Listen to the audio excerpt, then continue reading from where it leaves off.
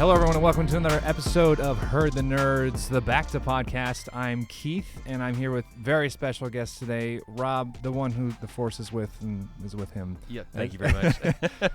And Cam, listen. I'll take the hood off. There we go. Headphones make I was going to make some sort of Qui-Gon, to try to come up with some cool Jedi name for you on my way here, but it just the hood just threw me for a loop. You're just masked in mystery. You can tell me after. And our very, very special guest today, he's a puppet. He's a master of all things Star Wars. You can find him on TikTok. Dinx, welcome to the show. Thank you. Nice to be here.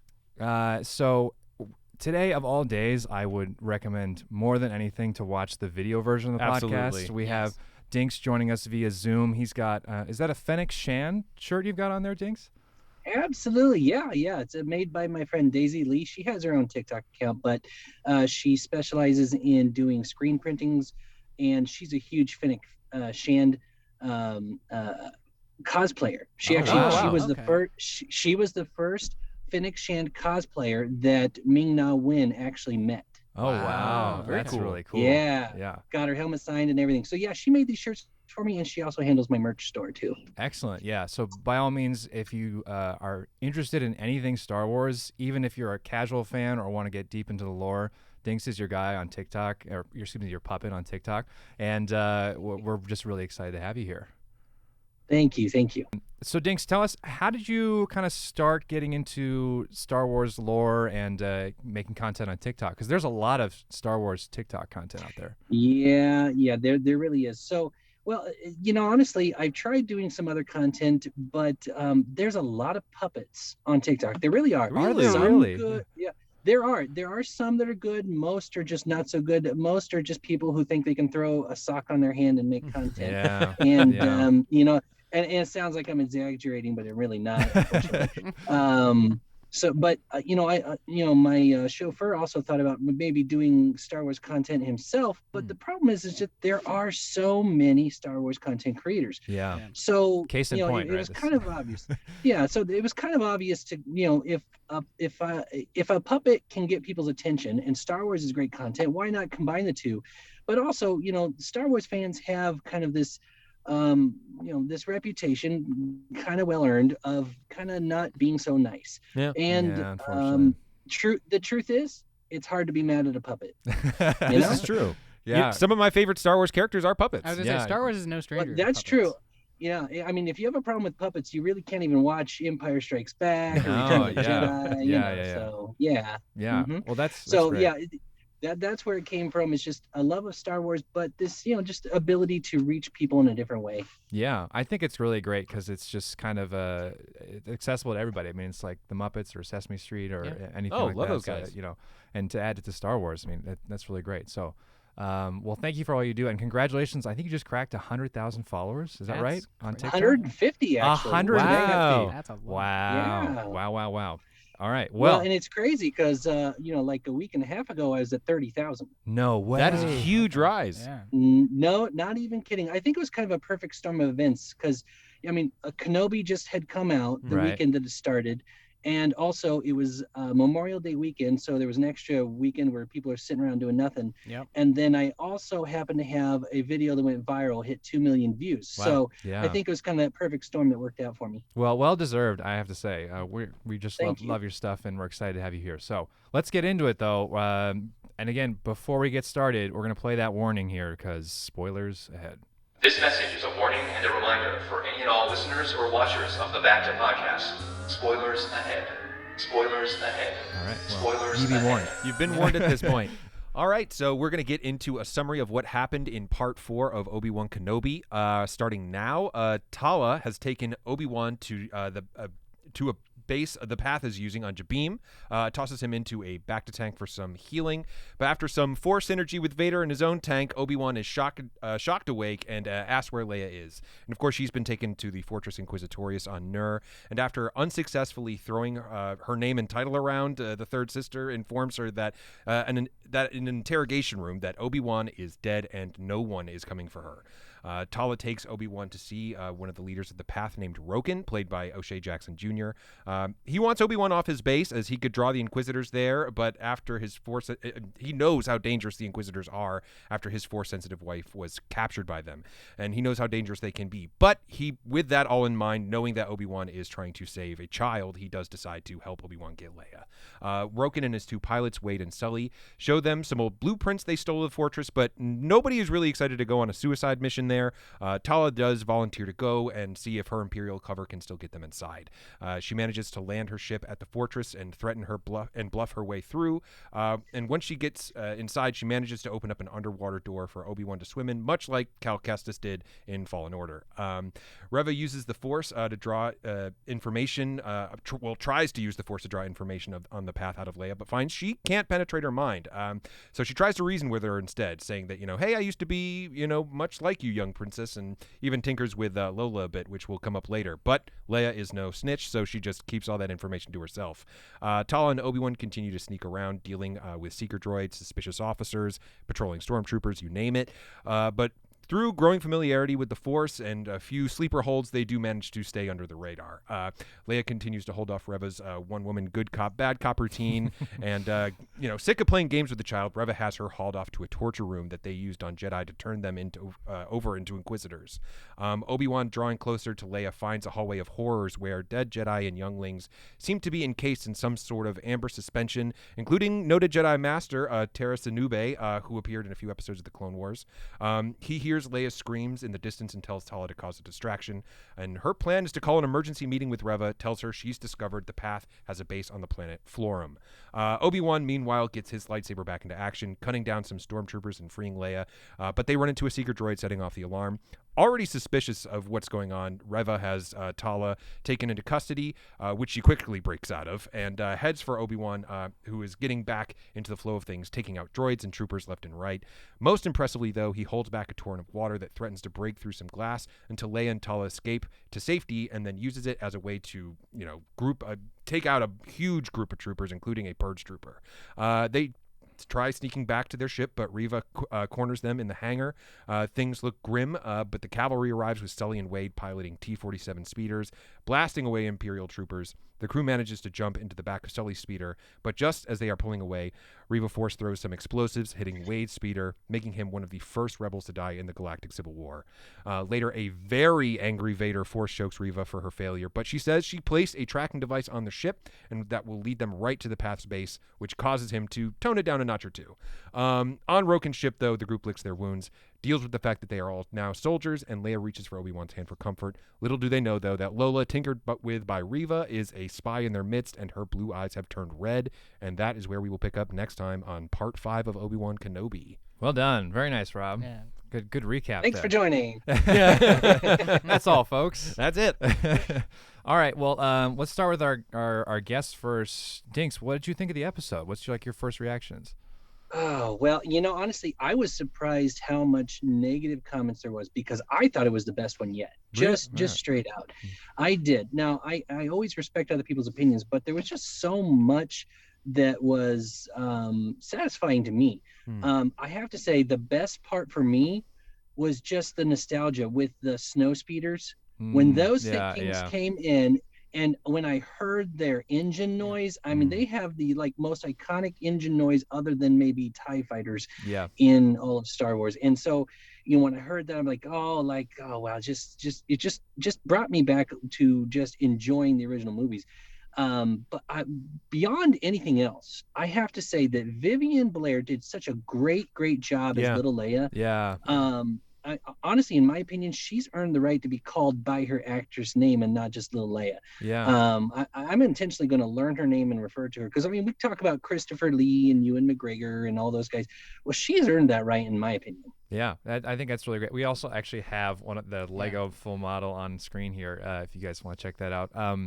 I think that's a great point. I think she, as much as we are taking in the show itself, I think it's really hard to act in general, but when you're entering into the shoes of Princess Leia, as Carrie Fisher, she's like, and you're 10 years old and you're on this huge set and dealing with people like Ewan McGregor. I mean, to hold your own as much as she has, it's really impressive at the end of the day. Absolutely. Yeah. Cam, what about you? What was your kind of first reaction? I enjoyed the episode overall. I think the only caveat I had, and I was talking to Rob a little bit about this, is not comparatively to the previous 3 episodes, not as much actually happened.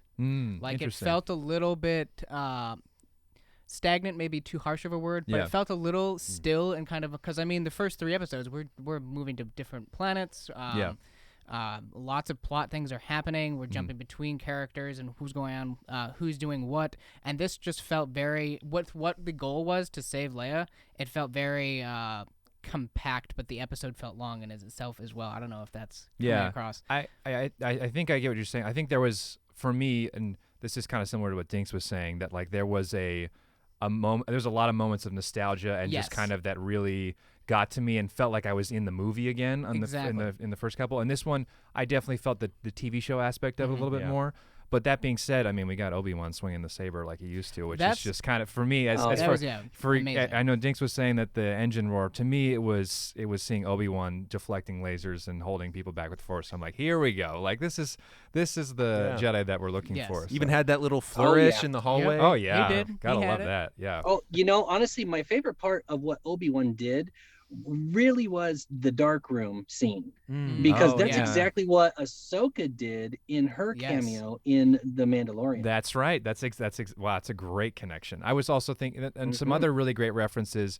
You were mentioning the underwater door. Yep. To me, I went to Qui-Gon and Ewan McGregor. Exactly. Qui-Gon and Obi-Wan in episode 1. Obi-Wan swims a lot between all of them. He's got that rebreather. He keeps it on him, it seems. It seems to have served him well. He's so part far. Mon Calamari or something. Guy just loves water. There you go. All right. And Rob, what about you? I've seen the episode a couple times at this point, going back and forth to do the recap and everything. I will say this one didn't quite live up as much to me as the last few episodes. But having watched it a couple times, I think I did find more to like. I agree. The sound design, especially in that last scene on the hangar with the ships coming in, was really great.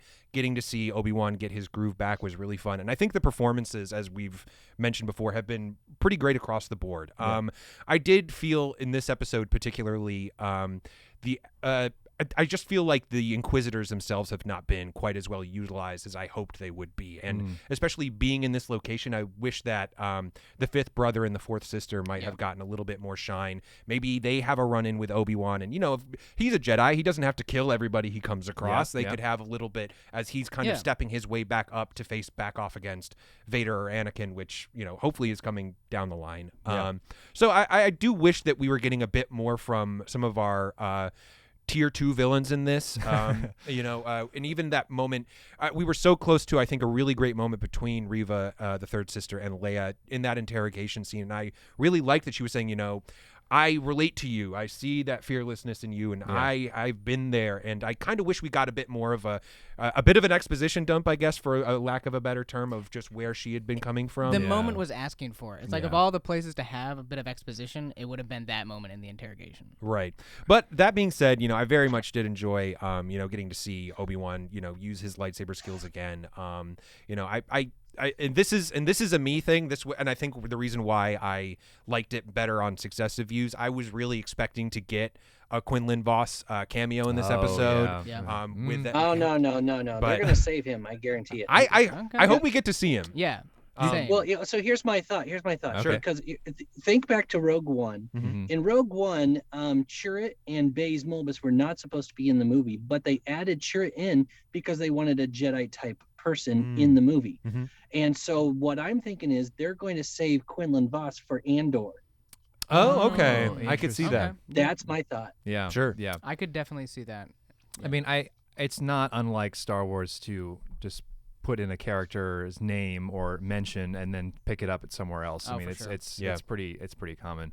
I think I actually was meant to ask you about this, Dinx, because I feel like, Rob mentioned some of the Easter eggs in the Amber Room, we'll call it, I guess. Did you recognize any of the other Jedi that were in there, or did it kind of?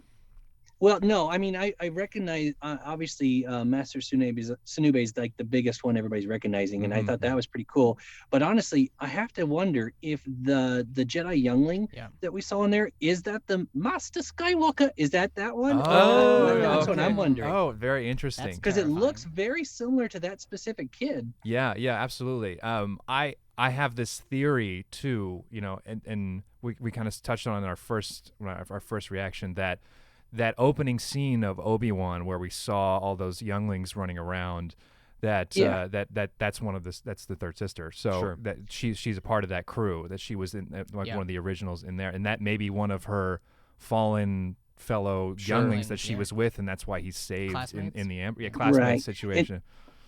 And my thought is that Anakin didn't necessarily kill all of those that were hiding in that room. My thought is now that maybe they're going to retcon it so that he killed the ones that fought back, but the rest he herded on, because of orders from Sidious. Oh, interesting. Because if Reva was the black girl Padawan that we saw, then she became an Inquisitor. Well, then maybe there's fates for the rest of them, including the Master Skywalker kid. Yeah. So that's my thought is, yes, we Obi-Wan did say he saw a video of Anakin killing younglings, but it didn't say he killed all of them. Right. And we do have that cameo in Revenge of the Sith when Bail Organa comes to the temple and George Lucas's son plays that Jedi kid, and he leaps over and he's able to use a lightsaber.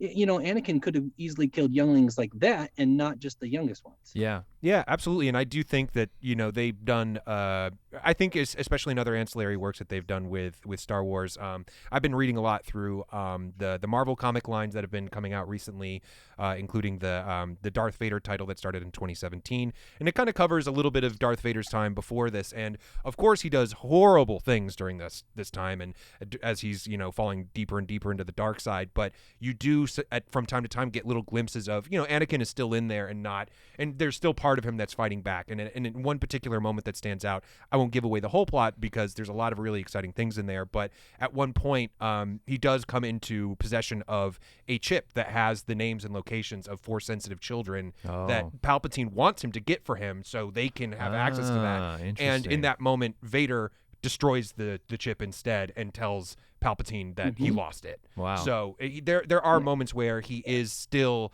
tempted and pulled to the light. Yeah. Interesting. Yeah. Now there's one connection I'm hoping is made. So I'm sure most of you are aware that you've seen the trailer for Bad Batch season 2, right? Yes. Yeah. We talked a little about it. And so you see that Gunji's in there, right? Yes. Yeah. Yes. So here's the connection I want to see. I want to see that Gunji mentions something about being protected by Master Sunube. So Master Sunube was caught because Gunji got away, type of thing. That's what I want to see. Interesting. Yeah, even the fact that we've seen in Mandalorian that, or I believe it was, or no, I'm sorry, it was Book of Boba Fett. We see some of those flashbacks with Grogu being at the temple, and so somebody must have protected him as well. And No. I completely disagree with that. Really? I think everybody's totally misunderstanding that scene. Look, if you think about it, so they're like Nerdist, he did a video showing, oh look, here's the proof that was R2D2, but the problem is that was just the inside of his egg if you look really closely. So the point is he's been inside that egg for how long, almost 20 years now. It's been like his permanent home, and my guess is that he was collected by the clones. There's no reason for anybody to save him because the Empire wanted to test on him, like we're seeing with these other Jedi and Force beings that are trapped in amber. Well, they would have tested on Grogu too, and they lost him, and so they had to hire a good bounty hunter to go collect him. That's my opinion. Nobody saved him. Yeah, it could be. That's fair. Yeah, very cool. Off topic. No, it's all on topic. Yeah. It's a Star Wars podcast. I think for me, my just general thoughts on the episode, Cam kind of touched on this as well, but I enjoyed getting to see Obi-Wan flex his Obi-Wan muscles a little bit. I think that was a really great. It was also very Obi-Wan in the way he did it. He was smart. He wasn't overly flashy about it. Still used that blaster at the end. It was very intelligent in the holding the water back and all that stuff. I kind of wanted. I knew the show was working when I see Obi-Wan kind of like hiding around, and I'm like, use the Force, and I wanted him to either use a mind trick or something, but he did something different, which was create a noise distraction, which we really haven't seen very much. Well, actually, that calls back to episode 4 when he distracts Exactly. the stormtroopers in the exact same way to Yeah. turn off the tractor beam. Yeah, there you go. There were so many nods to episode 4 with this Yes. one. Not only was there that scene, but there was also the scene where Tala left the comlink behind, Yep. and he says, "Are you there?" Yep. That's Yeah. exactly the same as Luke calling out to C-3PO. Yeah, It was like almost filmed almost exactly the same angle Yeah. too. And actually, going off of that reference, this is something I picked up on. I'm curious to see in episodes 5 and 6. But in the first 3, and now this 4th one, there's been recalls to the corresponding episodes in that original 6. So, like in the first episode of this, you have a shot of Luke pretending to be in a pod racer, very Right. much like Yep. Anakin. Yep. In the second episode, you've got this nightclub scene, very much like episode 2. Wow, You've got okay. a clone Yep, trooper reference. yep. In the third episode, you've got a clash between Obi-Wan and Anakin again, Mhm, the mhm. fire scene, and now in this Yep. episode, they're saving Leia just like in episode 4. Wow. So we Well, better get even- an ice even planet in then- episode 5. Yeah. And some Ewoks in And even episode then- 6. Yeah. Even then, the main antagonist, Reva, she did exactly what Vader does in episode 4 and lets them go with a tracker on their Yeah, ship. that's right. Clearly, he was taking know, notes. Yeah, well, yeah, exactly. I mean, you can learn from people you hate too. I mean, yeah, wow. That's really good. Yeah, I mean, I think that's part of the intricacy of the fabric of the show right now is that it's doing a great job of laying things in front of us that are references, but they're not going like sometimes I find Marvel movies they remember this. Hey, look at this thing that we did, and this is from that one movie. This is that one character. I'm not gonna say any names, but Doctor Strange and Multiverse of Madness was a little bit. But yeah, I enjoyed the episode for the most part. I did feel like there were a few moments that took me out of it, which I was unfortunate. I thought was a little unfortunate. Like when they're walking through that platform with the hood on, and he's like they're doing the Bert and Ernie sketch with the two of them on each other's shoulders. I was like, I understand how they needed to get them out there. Yeah. But I had wished that there was this maybe something with set design or something, some way we could have done They it. should have put her in a droid and had her driving. some That would have droid been or great. something. I actually had that thought. I was like, is Yeah. there a droid that could fit a human being inside? You know, So- I actually appreciated that scene. Believe it or not, I know there's been a lot of criticism on no, it. no, but, no. Yeah, go know, for it. Yeah. So my take on them just kind of shoving Leia into the side of the coat.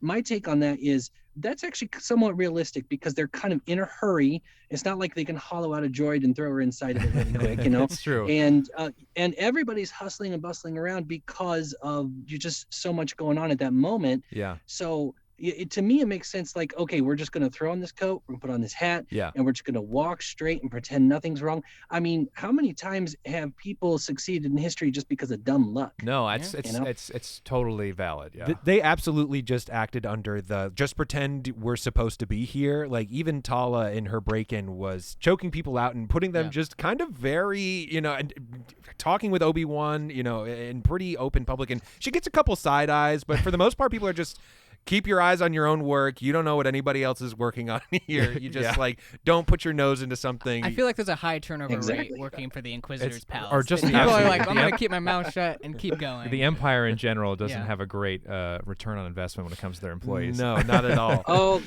yeah, but they have a great HR program. I mean, have you seen that lady's videos on TikTok? No. The HR Empire lady. No. Oh, wait, No. yes, I have. She's the one who goes around and like is it's great. Basically, she's in full cosplay. Where did she start doing that? Was it at the celebration, I believe? Dinx? Yeah, she did. Yeah, but yeah. she's made a couple other since then. Yeah, She- but yeah, she- she'll yeah. go around and giving people HR infractions. So Very like funny. the troopers aren't walking in formation, or they're late to their shift, and she's just handing out tickets. The people's reactions are just the very best funny. part because they either Oh yeah. fully go for it and apologize and like take the ticket, or they go on the scene, or they're just completely. They get really worried. There's one guy who got like really worried that he did something wrong. Oh, And wow. She does a great job. Yeah, she's excellent. Definitely, we'll link her below in the show notes. Yeah, so I think overall, I'm looking forward to the like you were saying the coming conflict, and I'm really glad we didn't kind of keep the Leia's in custody thing drawn out for much longer. Yeah. But I do feel like the idea that the two of them could just infiltrate and the whole O'Shea Jackson character, I I wish they had done him a little bit better. Personally, it was like his convincing the whole convincing argument of like why we should go and do this. I felt could have been stronger, and because he kind of flipped very quickly, and we're just like, we just need him to say yes, so now he's gonna say yes. I agree with that. I definitely felt like that was it. That was your argument. I was like, weren't you going to say no again? And I think sometimes there are a few things in the Star Wars TV shows, but where they choose to say more when they could just say less, and the character would seem more intact. Like in this case, it could have been a here we go again. And then you would have just he's frustrated, he doesn't want to do this, but he's going to do it anyway. And you would achieve the same. Well, and they have those one-liners that they can use. Like, they've got them in their back pocket, just like that one. Like that would have been perfect. Yeah. Or I have a bad feeling about this. Whatever you want to use. There is sometimes less is more, and I felt like with that character, either they dipped their toe in, and as opposed to either taking a small step or a big step, they kind of were 1 foot in, 1 foot out. So. Sure. But, I mean, small things. So. Yeah, but I will say, I did really enjoy the performances on this particular episode. I will say, the actors did great. I think great work, especially his crew, and I think even the actress playing Sully, that moment when they all kind of come back from that. Yeah, that was a moment. The look on her face was, I thought, said a lot. And I don't think there is a line there. No. He asked him like, "Where's Wade?" and they don't say anything. And that moment I felt really landed. And even afterwards, Leia grabbing Obi-Wan's hand was a very affecting moment as well. Well, and you don't get to see a lot of that aftermath, especially in the big 6 movies, because things are just moving so quickly. Yeah. Is that now we're kind of seeing, especially you saw it a bit in Rogue One, but you see the effects of like this coming civil war on people's real lives. Yeah. I think Rob, when you said like this was like the first time their soldiers with like the first official loss of the, like I didn't realize that until you said it there. I mean, that's a big moment for sure. Yeah, we're used to seeing these snow speeders and sand speeders, going up against imperial soldiers and stuff. But this was truly the first time they even say, "Hey, these are just for hauling sewage." I had no idea that these speeders were, sewage transports. But this gives credence to the line in Empire Strikes Back where they say that they're having trouble adapting the speeders to the cold. Yeah, true. There you go. That's a great point. Yeah, absolutely. So I guess I'll go from there. What are you guys most looking forward to and hoping for in the coming episodes? Let's see. I want that lightsaber duel. It's an Obi-Wan show. We've got to get something comparable to the movies. Like, we got the little clash between Vader and Obi-Wan, but I need something, either it's Obi-Wan and Reva, or it's Obi-Wan and Vader again. I want something that kind of just wow me in that lightsaber battle realm. Yeah. For me, I'm most looking for, I really want to see Qui-Gon. I think they've laid the groundwork for it happening. I'm hoping that he makes some sort of impact on what's going on. They don't just drop that ball personally. But Dinx, what about you? Well, for me, I really can't complain too much. I'm kind of happy with what they put out so far, because they're trying to make it poetic. Yeah. They are definitely following a format, and George Lucas has always said that Star Wars is poetry. And that's just an easy way of saying it's going to repeat itself. But it does work. It does work. It does. Yeah. And what I'm looking forward to most, honestly, is I want to see how the last episode is going to correlate to Return of the Jedi. We've noticed that they're following the themes of the movies. Yeah. And I think that the last episode is going to be the retcon for what Vader says when he says, Obi-Wan once thought as you did. We've never seen that before. Yeah. But keep in mind that Return of the Jedi is where Darth Vader was redeemed by his son, by Luke. Right. So I'm thinking that last confirmation, Obi-Wan's going to reach out to him. Okay. Interesting. Okay, cool. Okay. Yeah, I think by that extension, what we've been talking about, I think we are headed into a pretty conflict-heavy episode here coming up in Part 5. If that's going to be The Empire Strikes Back, certainly they are tracking them down to their proto-rebel base, and I think we might see what the Empire, the full force of the Empire at this point in Yeah. time in the story looks like coming down on, and hopefully, I mean, it's a sad implication, but hopefully what happens there will inspire other people to join up in the cause. As a lot of people, it seems, still don't know exactly what the Empire is capable of. Yeah. So Yeah. I've enjoyed a lot of the moments where getting to spend time with the character of Obi-Wan as he's been trying to reconnect with the Force, and I'm hoping we get some more of that going here, and as he's continuing to level up and be capable of more and do more and get back into his swing of things, because we do know he'll get there. Yeah, that's. I mean, when we were talking about last week, on the show, Dinx, how Obi-Wan has to get to where he becomes before. There's a period of time in between this and the fourth movie where he's kicking butt. There's 6 years. Yeah, he's kicking butt so him getting to that point will be an interesting. And you know what? I'm honestly hoping that someone loses an arm in the next episode, because I feel like that's pretty much classic Star Wars. that would really par for the course. Yeah, that poor woman on Tatooine definitely already lost a hand. She did lose her hand. Oh yeah. God, yeah, that was rough. But you know what? That scene right there was an homage to the cantina scene where the Quash guy lost his arm. Sure, That's right. absolutely. Man, oh man, just so many connections. You know, Like Dinx said, it's poetry. It rhymes. Yeah. Mm-hmm. Well, honestly, my favorite part that actually rhymed was the scene where Leia put her hand on Obi-Wan, because if you think back to Episode 4, when right after they leave the Death Star, Luke is sad that Obi-Wan's gone, and who comforts him? Leia. Yeah, that's a good catch. That's Absolutely. a really good one. Even though she lost her whole entire planet, she has time to worry about little old Luke. And that's Star Wars for you, right? Absolutely. Yeah, it is. It is. All right, guys. Well, this has been such a pleasure. Dinx, thank you so much for being here. We had a blast having you on the show. And until next time, folks, may the Force be with you. May the Force be with you.